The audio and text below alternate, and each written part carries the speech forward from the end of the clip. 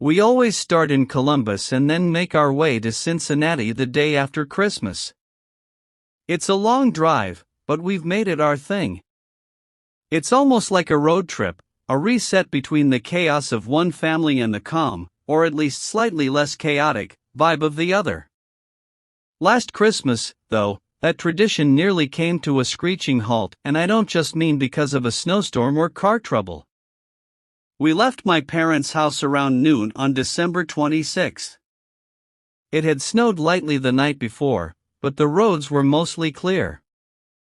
Catherine was driving. She gets carsick if she's not the one behind the wheel, and I was lazily scrolling through my phone, half listening to whatever playlist she'd queued up. Somewhere around Dayton, the signal dropped completely, and the music cut out. Not unusual. Cell service gets spotty around there sometimes, especially when you're on the back roads we like to take to avoid traffic. We were maybe 20 minutes outside the city when we saw a guy standing on the shoulder, waving us down.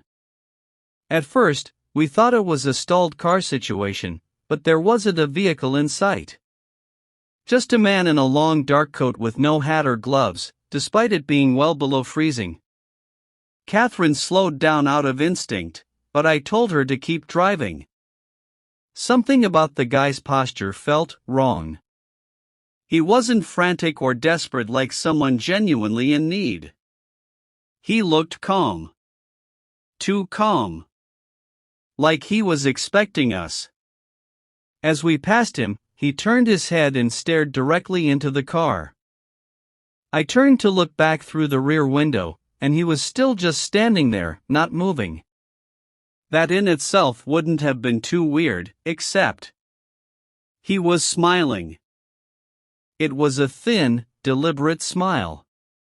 Not friendly. Not panicked. Just knowing. I didn't say anything for a minute, and neither did Catherine. Eventually she asked, "Did you see his face?" I just nodded. That was all I could manage.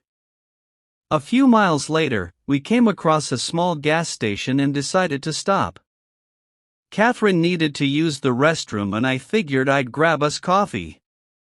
When I walked inside, the place was empty except for a woman behind the counter who looked like she hadn't slept in days. I offered a polite nod and went to the back cooler. When I returned to the front, Catherine was already waiting for me by the register, her expression pale. "He was here," she whispered. I froze. What? The guy. From the road. He was here.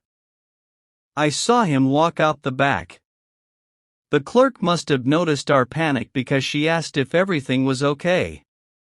Catherine told her what we'd seen, but the woman didn't seem surprised.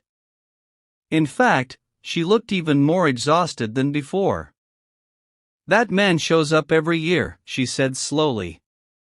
"Right around Christmas.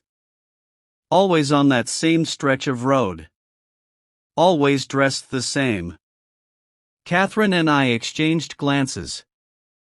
I asked the clerk if she knew who he was, but she just shook her head. "No one does. Cops came out here one year, but they couldn't find anything. No prints, no tire marks. Nothing. Some folks say he's a ghost. Others say he's something worse." We got out of there fast. The rest of the drive to Cincinnati was quiet. No music. No chatter. Just the sound of the tires crunching softly over the occasional patch of snow. We didn't talk about what had happened until days later. Even now, we try not to bring it up. But every time we make that drive, I find myself looking over my shoulder. And every time we pass that stretch of road outside Dayton, I feel a chill crawl up my spine.